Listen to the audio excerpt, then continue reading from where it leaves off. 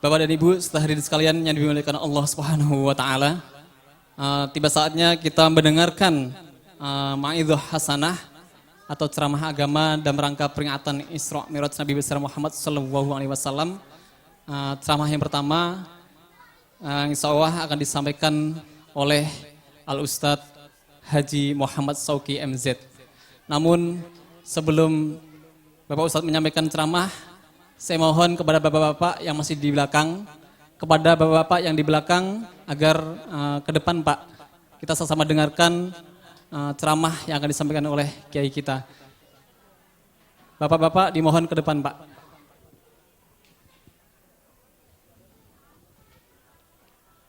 Kepada Bapak Ustadz Muhammad Sauki MZ dipersilahkan.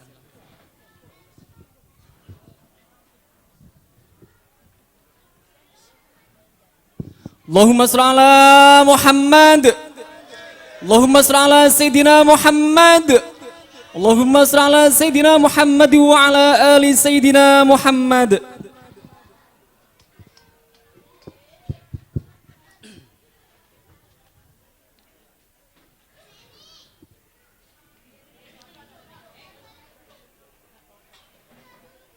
Assalamualaikum warahmatullahi wabarakatuh.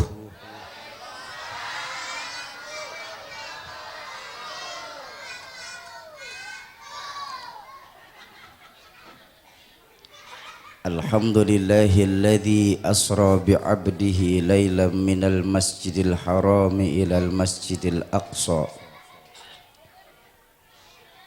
Wassalatu wassalamu ala sayyidina Muhammadin wa ala alihi wa ashabihi ahli sidqi wat tuqa, amma ba'du. Yang saya muliakan para alimil ulama, para masyayikh, para asatiz dan ustazat, para hujjaj, para sepuh dan bini sepuh kampung apa ini namanya? Jalan sosial dan mogot. Yang saya muliakan para tokoh-tokoh masyarakat, tokoh-tokoh kepemudaan, segenap panitia peringatan Isra wal Mi'raj baginda Nabi besar Muhammad sallallahu alaihi wasallam. Wabil khusus untuk ketua musola kita Mukarram Bapak Haji Somad, ada Bapak RW, perwakilan Bapak RW 02, bapak-bapak, ibu-ibu, jamaah para calon penghuni surganya Allah yang dicintai Allah Subhanahu wa taala. Alhamdulillah, pada malam hari ini kita dapat bertemu dan berkumpul dalam rangka peringatan Isra wal Mi'raj sekaligus tarhib Ramadan sekaligus tasyakuran. Peristiwa Isra dan Mi'raj adalah satu peristiwa yang hanya bisa ditangkap dengan nilai-nilai keimanan. Bukannya otak nggak mampu, tapi otak kita ini terlalu kecil untuk menangkap peristiwa sebesar Isra dan Mi'raj. Bagaimana mungkin otak bisa menangkap? Baginda Nabi itu melakukan perjalanan yang sedemikian jauh dalam tempo yang sedemikian singkat, menembus 3 buah alam, alam nasut, alam malakut, alam lahut. Menembus 3 buah alam cuma dalam waktu sepertiga malam terakhir. Enggak mungkin, kata kita. Benar? Impossible menurut kebiasaan liberal dan sekular. Nehi kalau kata Sarukan. Tapi Isra Mi'raj ini kan maunya Allah. Nah kalau Allah yang sudah punya mau, Bu, apa yang nggak mungkin buat Allah? Benar apa enggak? Idza arada syai'an ayyaqula lahu kun. Ada enggak di surah Yasin? Ada. Ayat berapa? Ada Ji, masih baca, saya masih baca kemarin, masih ada. Udah biar cepet aja, jangan pakai mikir. Kelamaan. Iya, adik-adik, sayang, tenang dulu ya, jangan bercanda ya. Saya susah ngomong kalau ada saingan masalahnya. Isra Mi'raj ini maunya Allah, bukan maunya baginda Nabi. Kalau hukum otak, Pak, hukum otak itu cuma sebatas logika, sebab akibat, itu hukum otak namanya. Contoh begini hukum otak. Ini ada anak kecilnya di samping musola nih. Otak saya bakal mikir, ini kalau ada anak kecil pasti ada ibu, pasti ada bapak. Benar apa enggak? Ibu bapak namanya sebab, anak namanya akibat. Gara-gara kerjasama yang baik antara ibu sama bapak, maka keluar anak. Iya, nih panitia minta tolong adik-adiknya sayang. Adek, boleh di situ tapi jangan berisik ya.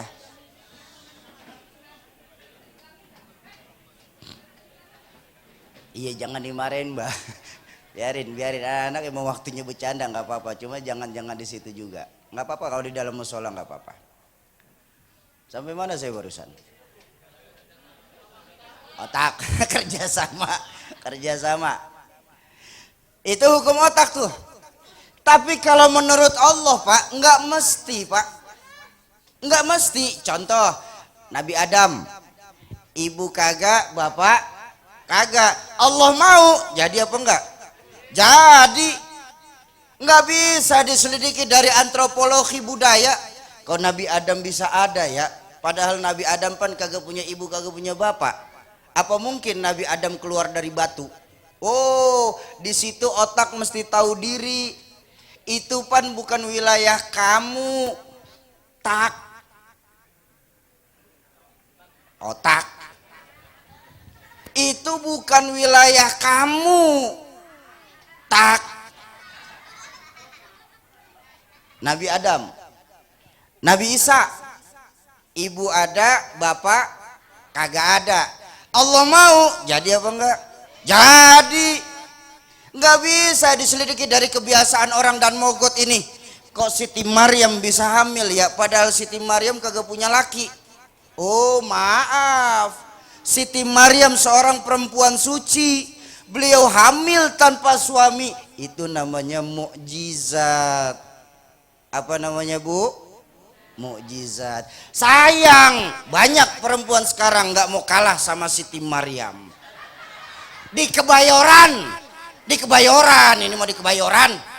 Oh, di jalan sosial mah insya Allah sama.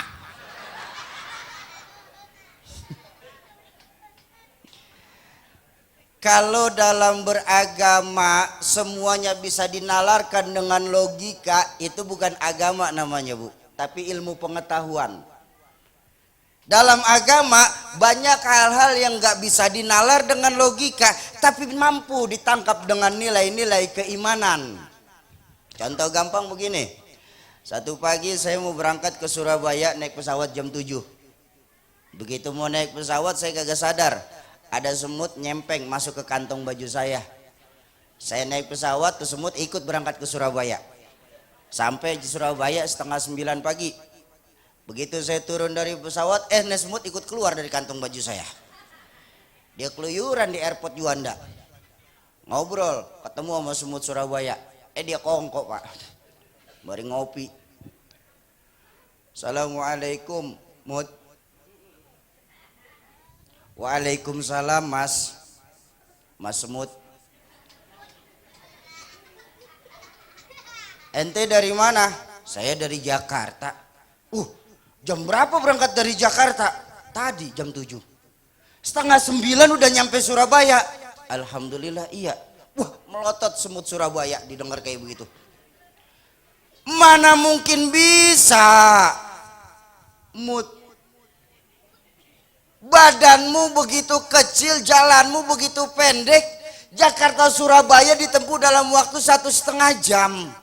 Ini semut Surabaya nggak ngerti urusan Pak. Semut Jakarta ngikut masuk baju saya numpang pesawat. Ini kita dalam memahami agama kadang-kadang kalau nggak dinalar dengan nilai-nilai keimanan modelnya kayak begitu Pak. Betapa sekarang ini banyak dari kita ketika mentok dalam nilai-nilai agama semuanya harus dinalarkan dengan logika, dengan akal, akhirnya agama diakal-akalin. Betapa banyak dari kita pemahaman tentang agamanya sendiri macam ada orang 3 buta dilepas di kebun binatang, suruh kenalin gajah. Bener-bener ini ada 3 orang buta ditaruh di kebun binatang suruh kenalin gajah, pan insya Allah hasilnya mau beda-beda. Kata orang buta pertama, lapor Ji, iya gajah itu tinggi besar kayak pohon kelapa, yang dia pegang kakinya. Orang buta kedua ngotot, wah sini mah salah bang, orang yang benar gajah itu tipis kayak kipas, lah yang dia pegang kupingnya. Orang ketiga dia lebih ngotot lagi, dua-duanya goblok itu Pak. Yang benar itu gajah kecil pendek hampir kayak ular. Lah yang dia pegang buntutnya. Nih kita dalam pemahaman agama kayak begitu tuh. Ada yang bilang maulid bid'ah, ikut pada kagak maulid. Ada yang bilang yasin tahlil itu haram, ikut. Akhirnya sekarang musola malam Jumat pada sepi yang yasinan di masjid. Ada yang bilang ngirimin Fatihah ke ruh itu pahalanya kagak bakal nyampe. Akhirnya orang tua kita udah pada kagak dikirimin Fatihah. Malah teman saya yang saudara-saudara kita tuh yang kayak begitu pernah frontal sama saya, nanya sama saya. Haji Kiki, iya bang, memangnya ruh dibacain Fatihah pahalanya nyampe? Saya bilang nyampe bang. Apa buktinya? Sampai sekarang tuh ruh belum pulang-pulang. Ya kan berarti nyampe. Lah kalau kagak nyampe mah dia bakal pulang Pak. Lagi saya bilang kalau abang kagak percaya, abang mati aja duluan dah. Nanti saya kirimin Fatihah. Kalau emang kagak nyampe, pulang lagi kasih tahu, nggak apa-apa saya bilang. Ini kan sekarang model kayak begini nih. Ini sekarang model kayak begini, nggak ngerti apa-apa, nggak ditanamkan nilai-nilai keimanan dalam pemahaman agama. Akhirnya gampang sekali membid'ah-bid'ahkan amalia saudara-saudara kita. Oi.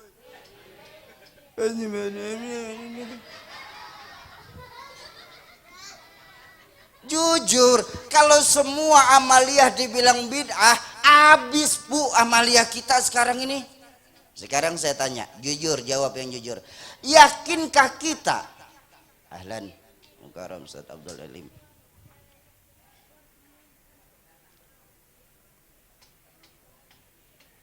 Ya, karena guru saya udah nyampe, saya ngomongnya 5 menit lagi dah.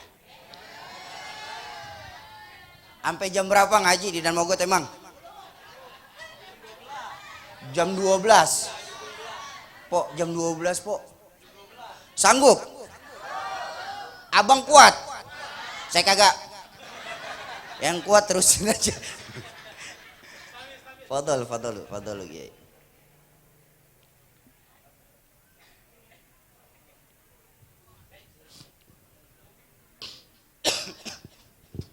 Ya. Sekarang saya mau tanya, pertanyaan saya simpel. Yakinkah kita dengan sisa umur kita yang cuma tinggal seberapa ini untuk mengharapkan sorga dengan amal yang wajib-wajib doang kita bisa masuk sorga? Yakin apa enggak? Yakin? Wow, kalau saya mah kagak yakin bang. Sholat saya berapa banyak saya tahu. Sedekah saya berapa duit saya ngerti. Puasa saya berapa bulan saya paham. Dengan amal yang sesedikit itu saya ingin meraih sorga yang sedemikian hakiki di sisa umur saya. Rasa-rasanya mau kagak nempil. Kita ngaji sama guru-guru kita. Nabi Adam khilafnya cuma satu bang. Nabi Adam khilafnya satu. Makan buah khuldi. Dikeluarin sama Allah dari sorga. Makan buah khuldi satu doang dikeluarin dari sorga. Kita nih dosa ngejableg. Mau masuk.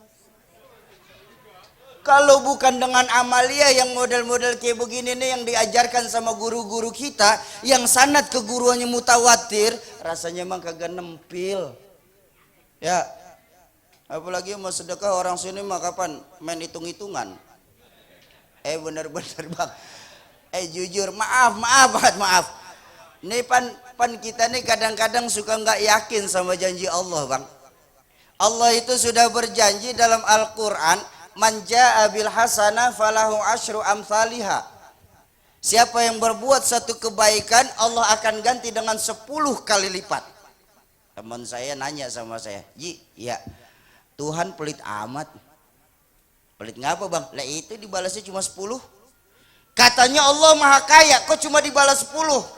Saya bilang, bang, Allah itu bang maha mengetahui kadar keimanan makhluknya. Model keimanan kita bu pada umumnya keimanan model pedagang. Yang kalau ngeluarin sedekah kali-kali aja gue untung. Tuh kali-kali aja untung. Makanya Allah cuma balas 10 bang. Sesuai zonder calo. Lah calo kan 10% jatahnya emang. Zonder calo. Tapi kalau mau merunut kepada baginda Nabi, satu kebaikan Allah akan ganti dengan mi'ata marrah, 100 kali lipat. Kalau 100 masih kurang, tenang bu, masih ada dari Sayyidina Utsman bin Affan, di mana satu kebaikan Allah akan ganti dengan alfu marrah, 1000 kali lipat. Kalau 1000 kita masih kurang juga, masih ada bonus langsung dari Allah. Wallahu yudha'ifu limai yasha. Allah akan nambahin kepada siapa saja yang dikehendaki. Kenapa sih kita masih takut untuk berbuat kebaikan?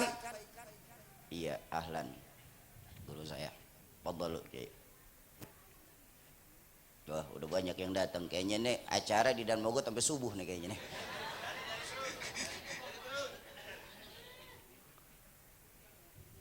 Salam.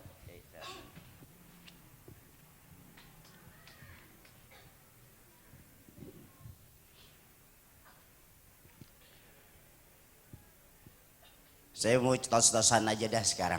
Saya mau tos-tosan buat orang laki nih, saya mau tos-tosan sama orang laki. Kalau ibu-ibu tenang dulu ya. Bang, jawab yang jujur bang. Entah hari Jumat pan kita sholat Jumat ya? Sholat, yang sholat.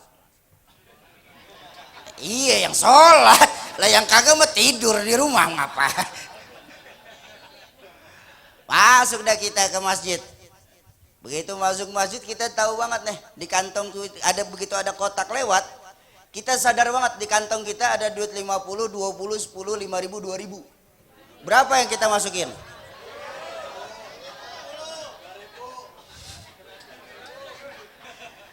Ngomong aja 10.000. 2.000 baru melecak. Yang lecek. Kenapa sih kita masih ragu? 2.000 untuk ngidupin masjid kita, musola kita nih 2.000. Woi, sedekah 2.000. Kencing 2.500.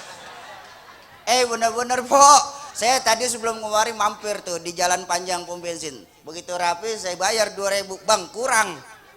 Emang berapa sekarang? 2,5. Saya kasih gocengan. Pak, nggak ada kembalinya. Lu bagaimana sih? Terus bagaimana? Ya udah kencing lagi aja. Apa yang mau dikeluarin udah tiris. Pikirin jangan dibayangin. Demen banget dibayangin sih.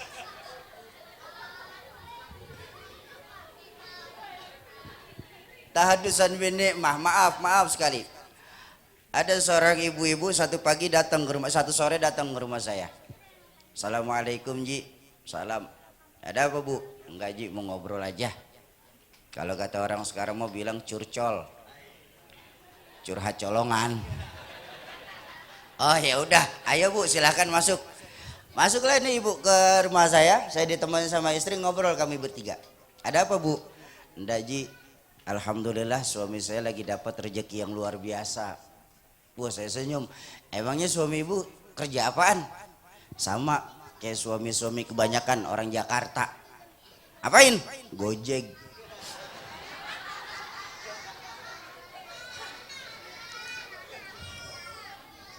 Tetapi Ji, Alhamdulillah suami saya tadi pagi berangkat Gojek jam 7, pulang tadi habis johor itu bawa uang 8,5 juta.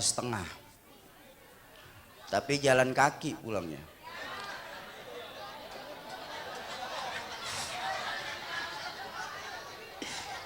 Semotor-motor. Terus kenapa Bu? Enggak Ji, saya pengen sumbangin sedikit hasil rezeki suami saya ini. Mau Ibu taruh mana? Terserah di mana aja dah, yang penting berguna buat agama. Di musola Nurul Yakin boleh, di mana juga boleh dah. Berapa yang Ibu taruh? Enggak banyak sih Ji, cuma 1 juta. 1 juta? 1 juta Ji, enggak apa-apa ya. Oh enggak apa-apa Bu. Bu.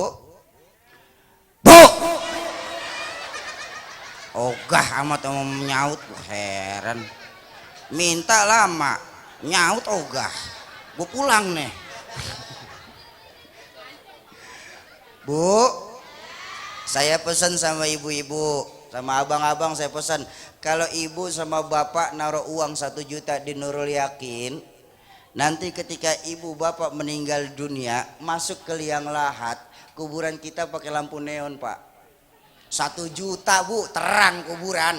1 juta, cuma 1 juta. Ji 1 juta nggak ada 100.000 boleh lampu semprong. Lah iya kecilan dikit lah 100.000. Ji 20.000 gimana? Lilin, apinya goyang. 2.000 pentol korek.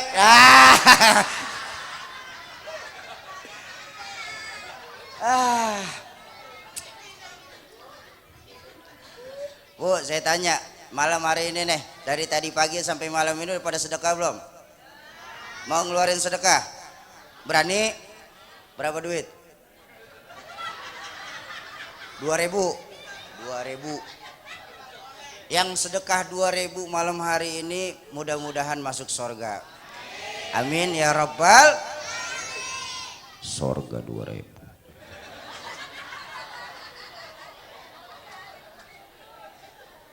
Jengkol 85.000 Bu, sorga 2.000, ngina sorga ibu nih. Lah jengkol 85.000 Bang, mampu kita beli, sorga 2.000. Bener kan ya Po ya? Jengkol 85 ya? Bener Bang, nih sekarang lagi pada naik semua Bang harga-harga. Bu, nih bapak-bapak kan taunya cuma nyerahin duit doang Bu buat keperluan dapur. Nih ibu-ibu saya nih Bang yang lagi bingung Bang, bagaimana ngolahnya ya Bu ya? Lah semuanya pada naik Bang harga sekarang. Coba nih saya tanya, abang denger nih Bu, yang kompak ya, biar orang laki nambahin uang dapur kita. Beras naik apa kagak? Gula, minyak, daging, susu.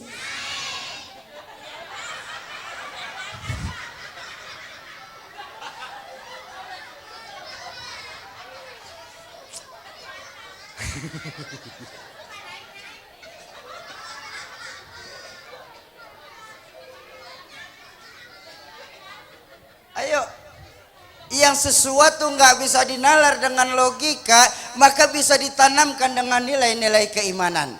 Ya, lalu apa yang bisa kita ambil hikmah dari peringatan Mi'raj malam hari ini? Nah, dalam kesempatan malam hari ini, karena ada guru-guru saya sudah pada nyampe, saya cuma ingin nyampein satu hadis saja dah. Udah dengerin aja nggak sih? Satu hadis saja, saya nggak banyak-banyak. Po, saya kasih tahu Po. Dulu bang, tenang. Ceramah itu Po, yang bagus yang sedang-sedang aja. Ceramah nggak boleh panjang lebar Bang. Bener-bener. Kalau kebangetan panjang Bang, kesian ibu-ibu. Kalau kebangetan lebar Bu, kesian bapak-bapak. Ini kemana-mana sih pikiran. Ceramah. Parno nih sini nih.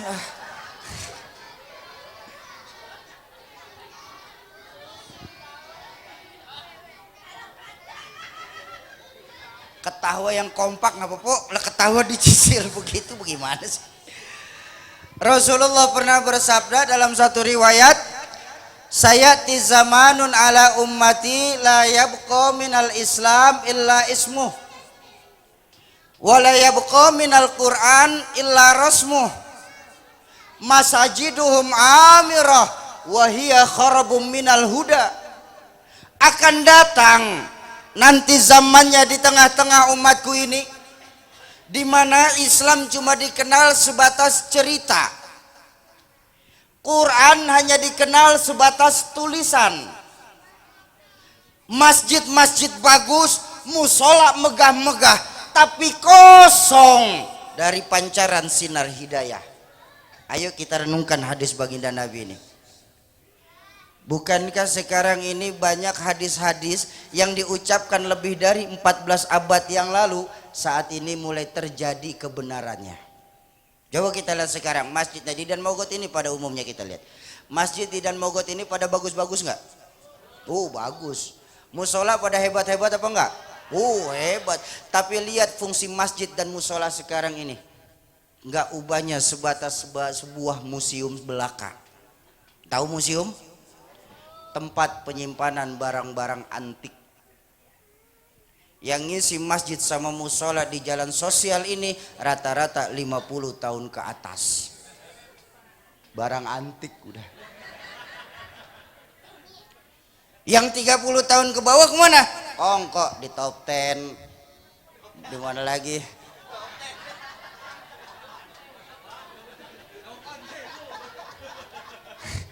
Ini yang ketawa paling kenceng langganan biasa ini. Tapi saya bangga, alhamdulillah kita punya musola Nurul Yakin ini, masya Allah. Alhamdulillah musolanya bagus, besar. Kegiatan beragamanya juga maju ya, jalan ya. Alhamdulillah. Sholat berjamaahnya juga kata Bang Haji Somad tadi selalu penuh, terutama subuh. Saya tahu, saya subuh sering lewat sini kok. Nedi Nurul Yakin kalau udah subuh penuh bu, sampai keluar-luar, nggak ada yang masuk. Luar. Kalau udah subuh di Nurul Yakin imam doang berdua sama karpet. Lah, yang ajan dia, yang qomat dia, yang imam dia, yang makmum dia, yang amin dia, yang doa dia, yang gulung karpet dia masih. Imam borongan sekarang musim ini. Ayo coba kita lihat. Islam cuma dikenal sebatas cerita. Maaf. Agama-agama lain kalau ingin menghancurkan, menghilangkan Islam dari jalan sosial, nggak perlu pakai narobom. Kayak kejadian bom tempo hari itu yang di Sarinah tuh, masih ingat? Itu lagian yang narobom di Sarinah teroris budeg. Bener-bener ini disuruhnya ke Suriah, ngapain dia nyasar ke Sarinah? Lah kan budeg namanya. Lagi saya ngaji di mana-mana yang namanya jihad di jalan Allah, di jalan Tamrin. Bukan mati syahid itu namanya, mati sangit. Nggak perlu tuh narobom untuk ngebom habis warga sosial. Nggak perlu nurunin tentara untuk nembak mati warga sosial ini. Mereka nggak mungkin berani secara frontal. Kenapa? Kita muslim mayoritas di kampung kita. Benar apa enggak? Tapi mereka licik. Mereka gunakan taktik dan strategi habis-habisan untuk menghilangkan Islam dari kampung tercinta kita. Apa strategi yang mereka terapkan? Paling sedikit dua. Pertama, dijauhkan generasi-generasi muda dari agamanya. Berasa apa enggak sekarang? Betapa sekarang ini adik-adik saya, anak-anak kita Pak, Bu, generasi-generasi muda Islam di Dan Mogot ini pada umumnya sedikit demi sedikit, selangkah demi selangkah mulai dijauhkan dari agamanya. Modernisasi menurut generasi muda sekarang harus dibarengi dengan gaya hidup yang kebarat-baratan. Kita lupa, kita tinggal di Indonesia, negara wilayah bagian timur, di mana akhlak, adat dan istiadat masih kita junjung tinggi-tinggi. Makanya jangan heran sekarang kalau banyak bang teman-teman kita timbul dalam pemikiran mereka, lu kalau belum pernah mabok sampai nyemplung ke got, belum bisa lu disebut manusia modern. Lu kalau belum pernah ngerasain yang namanya narkoba, belum bisa disebut manusia modern. Adik-adik saya para pemudi-pemudi muslimah, kalau kalian belum pernah melakukan yang namanya kumpul sapi, kebo udah jarang, yang banyak sapi sekarang. Kalau para pemudi-pemudi muslimah di Dan Mogot ini, kalau kalian belum pernah merasakan yang namanya free love, free sex, summer living, one night stand, au artinya apa bang? Lah gue mau buat gaya-gayaan doang bang. Cinta satu malam. Belum bisa kalian disebut manusia modern. Sedikit demi sedikit, selangkah demi selangkah, dijauhkan generasi-generasi muda dari agamanya. Berasa apa enggak sekarang? Coba lihat sekarang. Betapa nih generasi muda kita nih, adik-adik saya ini bu, paling kagak 3 hal sudah terjajah habis-habisan. 3 hal. Food, fans, fashion. Nah yang sudah terjajah nih habis-habisan. Food, yang namanya makanan. Coba kita lihat, tengok ke depan. Fried chicken, spaghetti, pizza, hamburger, hotdog, steak. Saya kecil taunya steak buat main golf. Sekarang kemakan pak steak. French fries. Coba lihat yang namanya fried chicken merupakan menu ganti wajib buat adik-adik saya tuh. Mau yang asli sono apa yang buatan orang Dan Mogot, yang namanya fried chicken udah menu ganti wajib buat anak-anak kita. Pizza udah nyampe teras rumah kita sekarang. Benar apa enggak? Sementara makanan tradisional orang Dan Mogot aslinya hilang atu-atu. Ongol-ongol, dodol, geplak, cucur, kue wajik, kue talam, gabus pucung, hilang. Iya kan? Dari makanan kita nggak bisa bertahan bang, apalagi Betawi. Masih banyak di sini Betawi, masih ada. Betawi itu kan sama kue, ya Allah paling banyak bang kue Betawi bang. Biji tapang, lebaran doang keluarnya. Bener-bener, apalagi ntar lihat Ramadan, banyak banget kang Betawi orang bohong. Betawi aku tukang bohong bang. Lebaran ntar lihat, ada kaleng biskuit tak dibuka rengginang. Kalengnya mah cakep banget, kaleng biskuit tak dibuka rengginang. Lain rengginang akar kelapa. Lihat. Kalau yang namanya fried chicken bisa masuk ke kampung kita, ya Bu. Kalau yang namanya fried chicken bisa masuk ke jalan sosial, emang kenapa bang? Ongol-ongol nggak bisa diekspor ke Amerika? Masih ingat ongol-ongol? Enak nggak, Bo? Enak, Bang. Lo makannya nggak perlu ngunyah. Lo langsung telan bisa. Nggak capek. Dari makanan kita nggak bisa bertahan. Dari makanan kita sudah terjajah habis-habisan. Bagaimana lah kita mau ngomong ke tempat yang lain? Food, makanan. Lalu yang kedua, fans. Tingkat kesukaan akan tokoh-tokoh agama. Garis besarnya begini. Tingkat pengetahuan adik-adik saya ini tentang agamanya sendiri saat ini sudah mulai rendah sekali. Sudah mulai rendah sekali. Makanya jangan heran Pak, kalau sekarang ini banyak pondok pesantren dan yayasan pendidikan Islam yang ada di Jakarta ini, nasibnya la yamutu wa la yahya. La yamutu wa la yahya. Kagak bermutu karena kurang biaya. Kenapa bisa kayak begitu? Pondok pesantren tutup, yayasan pendidikan Islam bangkrut total, karena tanpa disadarin kita sebagai orang tua ikut berperan atas bangkrutnya pondok pesantren di tempat kita. Sekarang kita nggak bangga lagi anak-anak kita titipin di pesantren. Sekarang kita nggak bangga lagi anak-anak kita masukin di yayasan pendidikan Islam. Yang kita bangga apa Pak, Bu?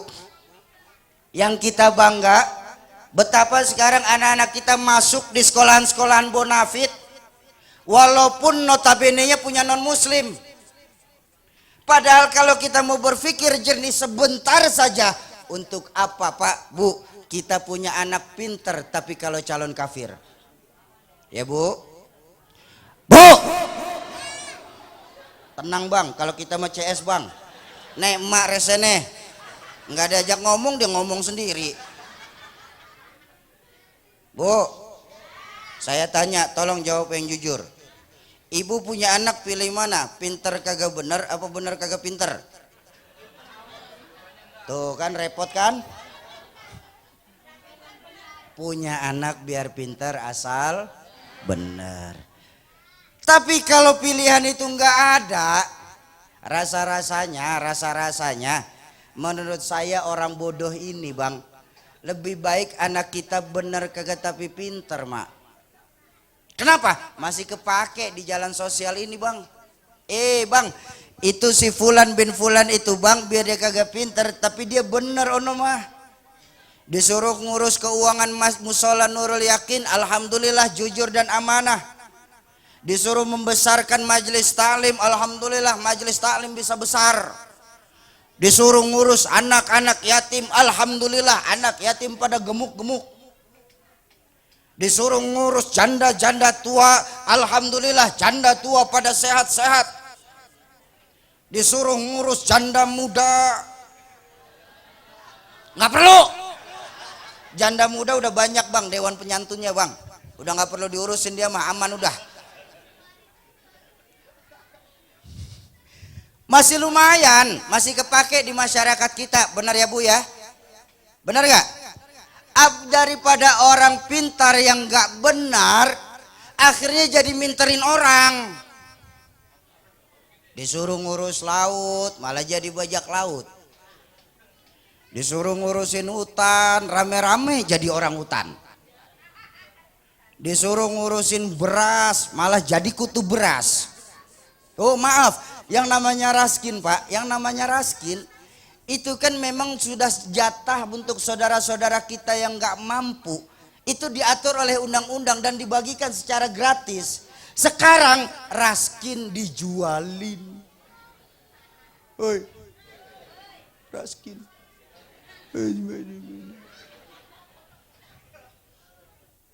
Yang lebih prihatin apa Pak?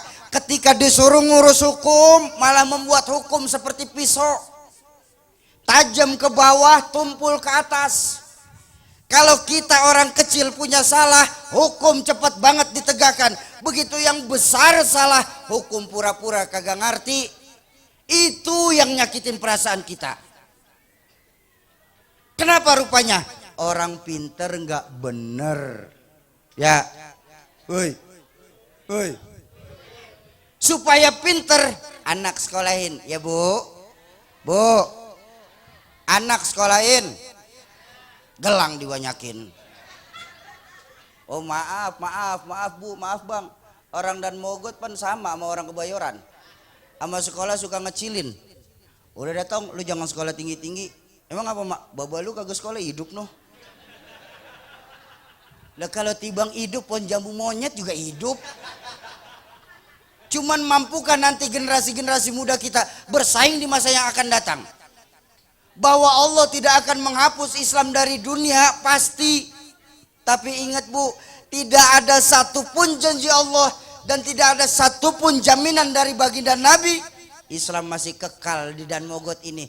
Kalau generasi-generasi mudanya mulai dijauhkan dari agamanya. Ya, woi. Didik adik-adik saya, generasi-generasi muda sekarang nih.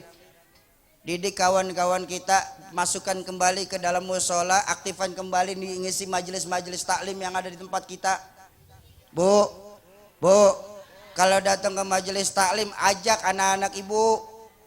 Ya, kalau kagak mau seret Bang. Nah kan kita dengan dalih sayang sama anak, coba kita lihat. Dengan dalih kita sayang sama anak, begitu masuk sholat subuh anak bukan dibangunin malah diselimutin. Udah makin pulas tuh anak. Ya, ayo didik lagi adik-adik saya, kenalkan kembali agama semenjak dini dalam rumah tangga kita. Tanamkan kembali nilai-nilai agama semenjak dini dalam rumah tangga kita. Kenapa? Al-baitu madrasatul ula. Rumah itu pesantren pertama buat anak-anak kita.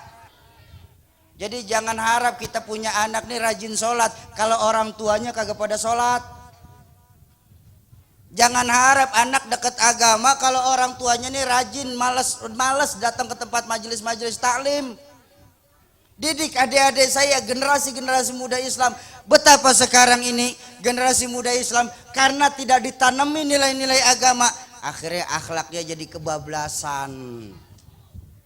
Dengan dalih kemodernisasian, adik-adik saya yang pada melakukan kesalahan, kalau dibilangin yang benar, demen banget pada nyautin. Haji Kiki, urusan apa sama lu? Yang mabok gua minum di rumah gua beli pakai uang gua. Mau muntah uger urusan gua, ngapain lu ikut campur? Diem-diem aja. Ada tuh bang, teman-teman kita bang, kalau dibilangin nyautnya begitu. Ada nggak di sini? Yang mana orangnya? Di sini mah nggak ada. Di sini nggak ada, di sini. Belah sono. Biarin aja sih Ji.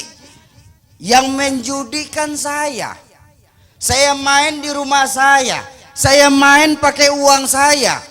Mau kalah menang kan urusan saya, nggak nyusahin kamu, diem-diem aja dah. Yang main cabe-cabean saya beli cabe pakai uang saya gerus cabe di kamar saya. Mau kepedesan mau kagak, lah kan perkara saya, ngapain kamu ikut campur? Masing-masing aja. Ada nih Pak, adik-adik saya bang, kawan-kawan kita kalau dibilangin nyautnya begini nih. Nih, melalui Isra Mi'raj malam hari ini di Mushola Nurul Yakin. Kalau besok-besok masih ada yang suka nyaut kayak begitu, balikin aja nggak sih bang? Balikin. Gimana balikinnya Ji? Iya bang, yang mabok memang abang, yang judi juga abang, yang main cabe-cabean pasti abang. Tapi ingat loh bang, mabok, judi, zina itu maksiat bang. Nah kalau dan mogot ini makin banyak maksiatnya, terus Allah murka, turun gempa bumi di dan mogot, pan yang mampus bukan congoran elu doang monyong. Rata. Wattaqu fitnatan la tusibanna alladzina zalamu minkum khassah. Takutlah kita yang apabila Allah turunkan bencana bukan cuma nimpa yang jahat-jahat doang Pak, tapi guru-guru kita ini bakal kena imbasnya. Kalau orang makan nangka kena getahnya itu namanya resiko, benar apa enggak? Tapi nggak makan nangka kepeperan getah lah dangkalan namanya. Tahu dangkalan? Udah jatuh ketiban ember, masih kecemplung sumur lagi. Tuh dangkalan tuh namanya tuh. Lah bener Bu, maaf bener Bang. Kalau Allah yang sudah kasih musibah Bang, Allah nggak pilih kasih. Enak kalau bencana pakai, kalau gempa pakai ngasih tahu dulu. Ustadz minggir dulu ya, gempa mau lewat. Yah, open banget tuh gempa. Nih saya punya tamsil begini. Satu siang penter, tahu penter ya? Panas. Satu siang penter makan jambu air enak apa kagak Bang? Ilah, berasa tenggorokan. Naik dah kita ke pohon jambu. Sampai tengah pohon jambu, kaki kita digigit semut api. Kita lihat, banyak juga nih semut. Kita turun ke bawah, balik ke rumah. Ngapain? Ambil obor. Ya, koran kita bakar, kita balik lagi ke pohonan. Sepohonan tuh semut kita bakar, bener nggak? Bener apa nggak? Yang gigit atu.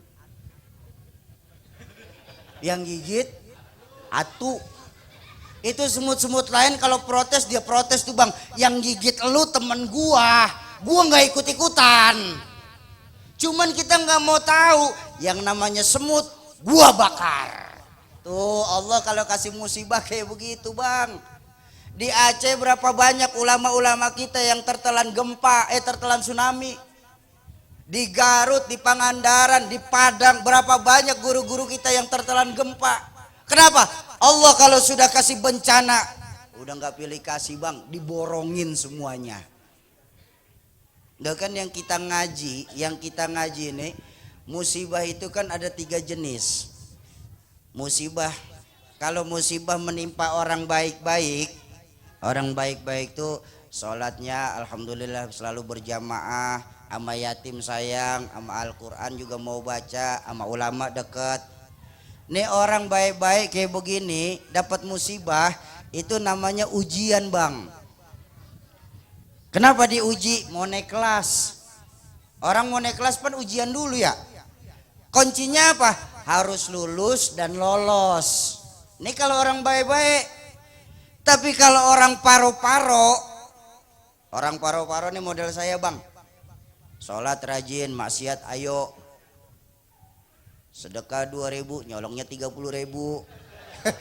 Yang bikin bingung malaikat nih. Orang model paro-paro model begini nih kalau dapat musibah itu bukan ujian bang. Oh, bukan ujian namanya, tapi teguran. Kenapa ditegor? Sering lalai. Konsekuensinya perbaiki yang kurang, kurangi yang memang berlebihan. Tapi kalau orang jahat dapat musibah, sama masjid jauh, sama ulama main musuhin aja, ya, sama pengajian rumahnya gatel banget pantat. Ini orang model kayak begini bang, kalau dapat musibah itu bukan ujian, bukan teguran, persekot, panjer, DP. Ntar case-nya di akhirat tuh, abis digebogin sama malaikat. Cuman kan kita sekarang nggak sadar diri, udah sholat kagak, sama ulama jauh, sama majelis taklim ogah. Begitu dapat musibah kita nyohor sama teman-teman, gue lagi diuji nih. Siapa yang nguji congoran lu bang? Lah kagak sekolah ujian, mau naik kelas berapa? Nah itu kalau model 3 kriteria. Tapi kalau sudah semuanya dikenain, itu namanya borongan.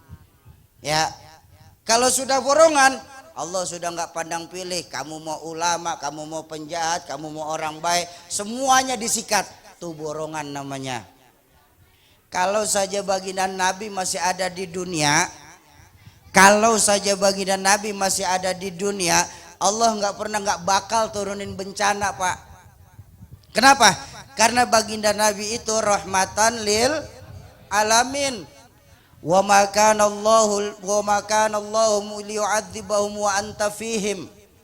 Bahwa sesungguhnya Allah tidak akan menurunkan bencana hai Muhammad selama engkau masih ada di tengah-tengah mereka. Iya, ya maafin. Allah tidak akan menurunkan bencana hai Muhammad di tengah-tengah mereka selama engkau masih ada di tengah-tengah mereka. Tapi pan sekarang Nabi Muhammad udah kagak ada, benar? Untung aja ayat Qur'annya masih nyambung. Wa ma kana Allahu liyu'adzibahum wa hum yastaghfirun. Dan Allah tidak akan menurunkan bencana hai Muhammad ke tengah-tengah mereka selama di tengah-tengah mereka masih banyak yang istighfar. Manusia yang paling bersih hatinya baginda Nabi pak. Manusia yang paling bersih mulia akhlaknya baginda Nabi bu. Manusia yang sudah mendapatkan jaminan ampunan langsung dari Allah. Liyaghfira lakallahu ma taqaddama min dhanbika wa ma ta'akhkhar. Hai Muhammad, dosamu yang dulu, yang sekarang atau yang akan datang itu juga kalau ada sudah bebas pengampunan langsung dari Allah. Dosa sudah diampuni, akhlak paling mulia, hati paling bersih. Tapi Rasulullah kalau sholat malam bu sampai bengkak kakinya karena kelamaan sujud pak. Allahumma sholli ala sayyidina Muhammad wa ala ali sayyidina Muhammad. Saya tahu di jalan sosial ini juga banyak yang kakinya pada bengkak. Asam urat. Masing-masing udah. Saya mau ngomong begini pak. Rasulullah yang dosa sudah dapat jaminan ampun dari Allah, itu beliau kalau istighfar itu sehari itu 100 kali. Wa fi riwayatin sab'ina marrah, riwayat lain menyatakan 70 kali. Nabi yang dosanya sudah diampuni, istighfarnya sehari itu 70 kali kalau dalam riwayat hadis. Sekarang saya tantang di Dan Mogot ini, di jalan sosial ini, mampukah kita yang dosa ini di setiap saat naik terus bertambah, kita sehari istighfarnya 100 kali? Bu, ya ilahi anta maksudi, malas amat temen nyaut, gua heran. Lah tadi disuruh ngomong sampai jam 2. Bu, mampu nggak istighfar sehari 100 kali? Insya Allah. 100 kali juga nggak perlu cash pak, di kredit boleh. Ya kredit tanpa agunan itu loh. Habis subuh, astagfirullah, astagfirullah, astagfirullah 20, boleh. Entar siangan dikit mak, sambil masak untuk suami, sambil ngulek cabe, mikirin harga sembako lagi pada naik. Astagfirullah, astagfirullah, astagfirullah 20. Sore habis maghrib bang, wirid bareng keluarga, astagfirullah, astagfirullah, astagfirullah 20. Sambil nidurin bocah-bocah saya mak, astagfirullah, astagfirullah 20. Anaknya tidur, bapaknya astagfirullah. Contoh ini mak.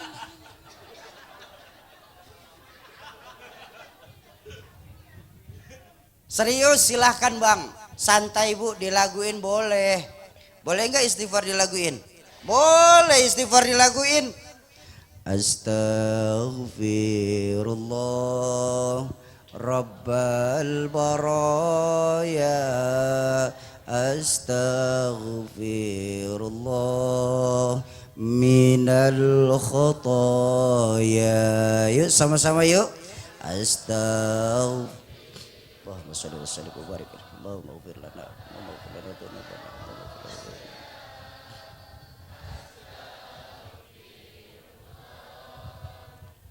Sekali lagi goncang aras Allah dengan istighfar kita malam hari ini lebih kompak. Astaghfirullah.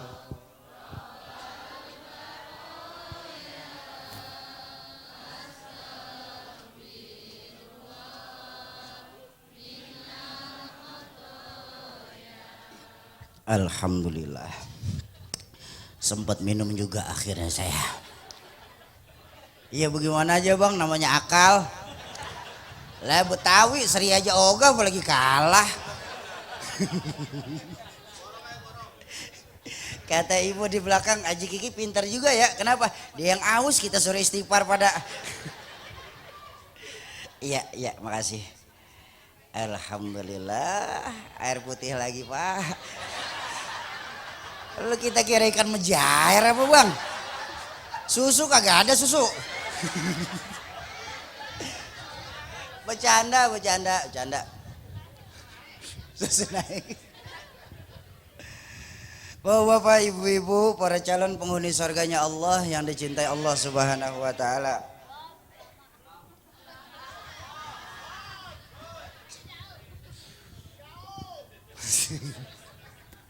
Bang, saya kasih tahu bang ya, saya kasih tahu, Pok, saya kasih tahu, nggak tenang, saya masih bawa 2 kandutan kok, tenang aja. Pak, ceramah itu kerja berat loh pak, bener bu.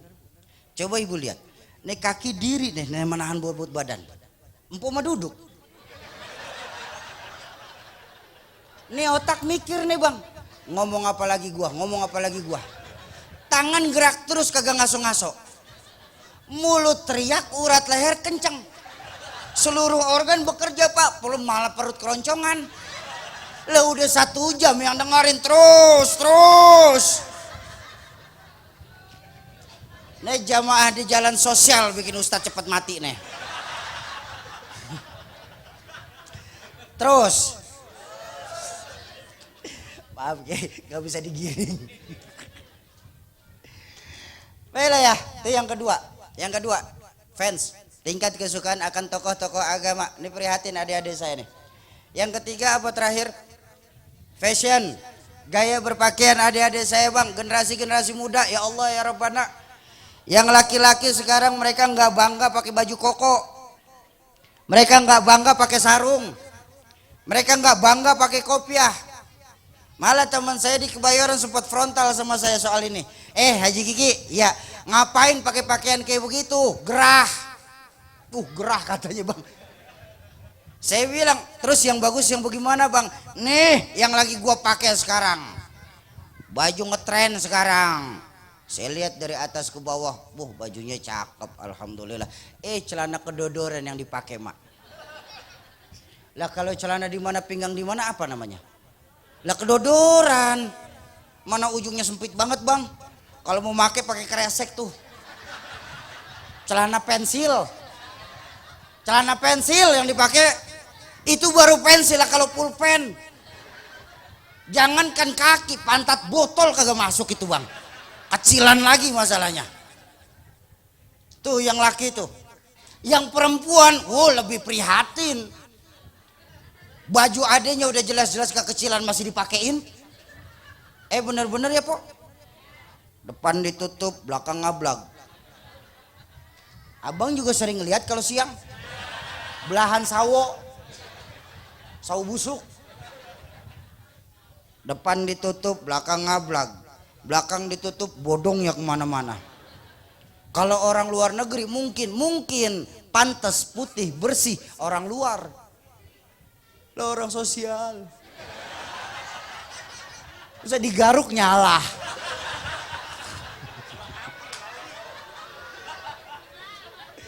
Lagu-laguan pakai baju kayak begitu. Loh bu, maaf, baginda Nabi itu sudah mewanti-wanti lebih dari 14 abad yang lalu.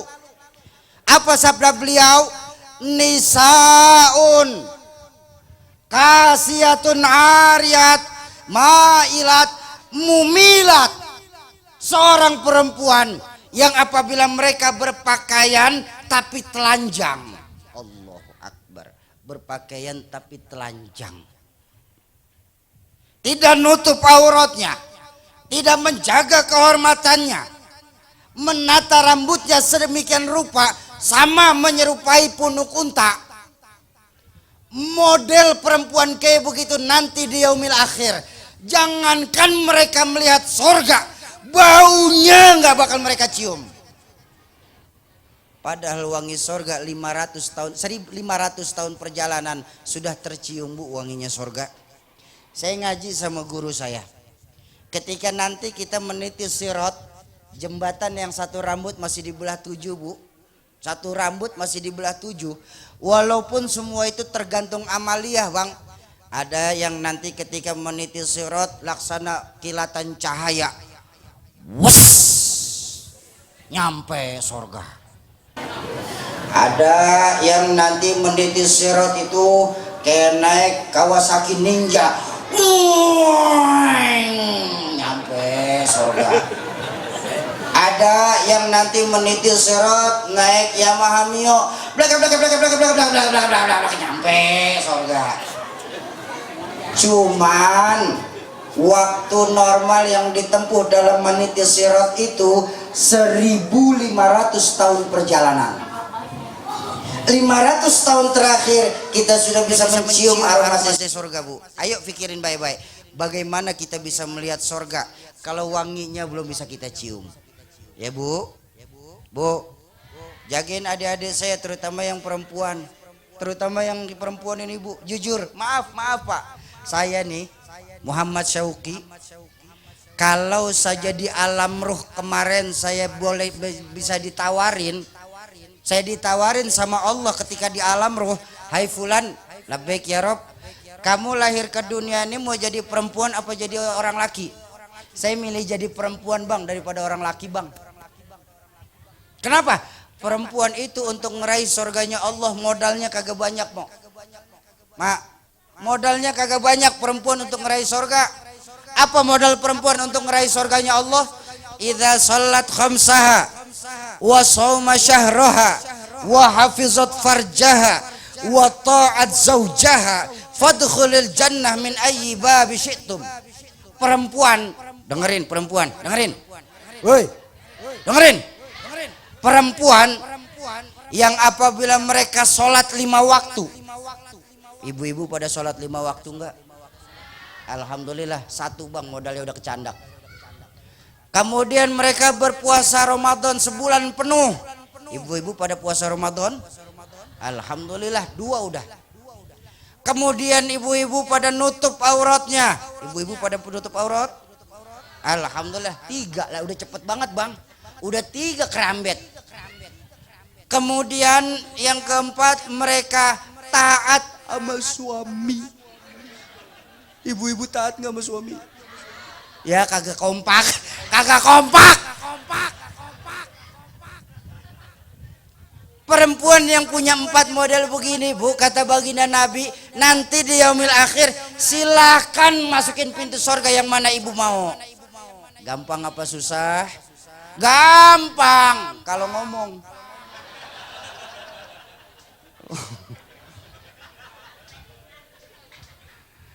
Ya bu, jagain adik-adik saya terutama yang perempuan bu. Ya Allah prihatin deh bang.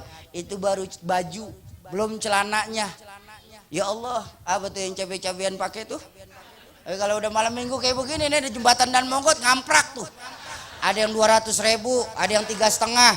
Paling bagus 400 tuh bang di Dan Mogot. Apa barangan aja bang. Bukan. Karena kejadian bu, satu malam saya pulang acara dari Cengkareng nganterin teman saya lewat Dan Mogot. Kalau rumahnya kebetulan di Garden City, di Grand Garden. Lagi anak-anak lewat mau nganterin, saya di stopin sama perempuan muda. Di stopin bang, stop. Iya namanya di stopin. Di stopin, bukan mampir, di stopin saya. Namanya di stopin, saya minggir, di stopin. Saya buka jendela, apa neng? Bang, iya, mau main gak sama saya bang? Saya bilang, neng, iya, lu mah gila kali lu ya neng. Lah gila ngapa saya bang? Lah neng, gue masih pakai peci neng, baju koko belum gue copot. Jelek-jelek mah orang manggil gue katanya ustad neng. Masa ustad lu ajak main, lu mah kebangetan neng saya bilang. Nah, pertanyaan saya ngomong kayak gitu bener apa enggak bu? Adik-adik saya bang yang di pinggir jalan tuh di jembatan itu nawarin diri, salah apa bener? Salah. Saya bener, mereka salah. Saya bilangin kan, omongan saya disautin pak. Omongan saya disautin. Apa kata tuh perempuan? Iya pak, saya tahu abang ini pasti ustadz, makanya saya mau kasih diskon.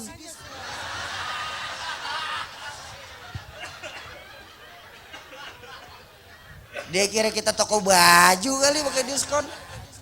Benar tuh celana yang dipakai tuh apa namanya celana tuh? Yang sampai pendek, celana wahai itu.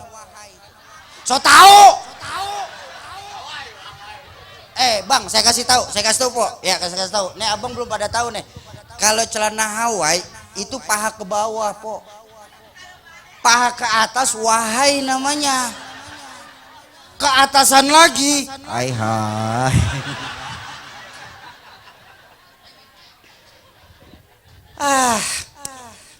Acok wadah, cabe. Ya, bapak-bapak, ibu-ibu, jamaah ma'asyiral muslimin yang berbahagia. Itu yang pertama, dijauhkan generasi-generasi muda dari agamanya. Yang kedua apa? Kalau sudah berhasil, yang kedua ditanamkan keraguan kepada baginda Nabi besar Muhammad sallallahu alaihi wasallam. Cuma yang kedua nanti akan diterangkan banyak oleh guru-guru saya nanti insyaallah, ya. Terakhir sama-sama kita baca suratul Fatihah. Kita tujukan kepada orang tua kita, guru-guru kita, keluarga, sahabat dan kerabat kita yang terlebih dahulu mendahulukan kita, khusus manij tamahahu nabi sababihim kulluh, khusatul khas al-walid Ki Haji Zainuddin MZ. Mudah-mudahan wasilah Fatihah Allah lapangkan kubur beliau-beliau, Allah jadikan kubur beliau-beliau sebagai taman dari taman surga. Yang kedua untuk kita semua, untuk orang tua kita, guru-guru kita, keluarga, sahabat dan kerabat kita yang pada malam hari ini sedang kurang sehat. Mudah-mudahan wasilah Fatihah dan keberkahan dari Isra dan Mi'raj Allah angkat segala penyakitnya, Allah sembuhkan tanpa kurang satu apapun. Yang ketiga untuk kita semua yang hadir pada majelis ilmu malam hari ini. Majelis ilmu ay majelis yustajabu fihi du'a, majlis tempat diangkatnya doa. Mudah-mudahan wasilah Fatihah dan keberkahan dari baginda Nabi yang sedang ada hajat, Allah percepat qabul hajatnya, Allah gampangkan urusannya, Allah luaskan rizkinya. Ala hadhihi niyah wa ala likulli niyatin salihah wa ila hadratin Nabiil Mustafa. Al-Fatihah. A'udzu billahi minasyaitonir rajim. Bismillahirrahmanirrahim. Alhamdulillahi rabbil alamin. Arrahmanir rahim. Maliki yaumiddin. Iyyaka na'budu wa iyyaka nasta'in. Ihdinas siratal mustaqim. Siratal ladzina an'amta 'alaihim ghairil maghdubi 'alaihim waladdallin. Amin. Terakhir saya mau promosi dikit. Assalamualaikum warahmatullahi wabarakatuh.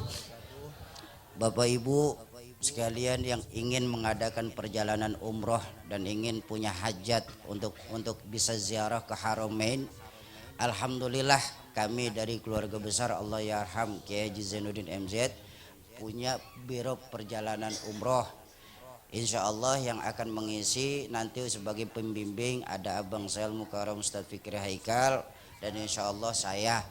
Jadi Bapak Ibu di sini di Jalan Sosial ini yang mau berangkat ziarah ke Haramain bisa bergabung di kami ini di Fayez Tour and Travel. Kalau di daerah sini bisa hubungin sama Bapak Yusuf atau Bapak Marna untuk program-programnya. Jadi insya Allah harga kita juga harga kompetitif dan yang pasti kita akan menjalankan amanah dari Bapak Ibu sekalian untuk bisa ziarah ke Mekah dan Madinah ke makam Nabi. Ya, kesimpulan. Intan yang paling mahal, mutiara yang paling berharga itu iman. Jaga iman kita baik-baik, tapi jangan cuma jaga ya Bu ya, wariskan kepada anak cucu kita Bang. Zaman boleh berganti Pak, tapi keyakinan jangan sampai mati. Masa boleh berubah, tapi akidah jangan sampai goyah. Kenapa? Untuk iman kita hidup, dengan iman kita mau berjuang, dan dalam iman nanti kita berharap bisa kembali kepada Allah Subhanahu wa ta'ala. Kalau ada kalimat-kalimat saya yang salah, itu mutlak datangnya dari mulut saya yang bodoh ini. Sesungguhnya saya yang berdiri di hadapan Bapak Ibu serta Tuan Guru tidaklah lebih alim daripada Bapak Ibu dan Tuan Guru yang duduk di hadapan saya. Mohon dibukakan pintu ridho dan pintu maaf yang sebesar-besarnya ya Bu ya. Kalau ada kalimat-kalimat saya yang tadi kasar Bang, harap dimaklumin aja Bang. Karena saya ini hanya seorang makhluk kasar, bukan makhluk halus. Benar-benar. Terima kasih, mudah-mudahan Allah pertemukan kita di lain kesempatan. Usikum wa nafsi bitaqwallah. Assalamualaikum warahmatullahi wabarakatuh.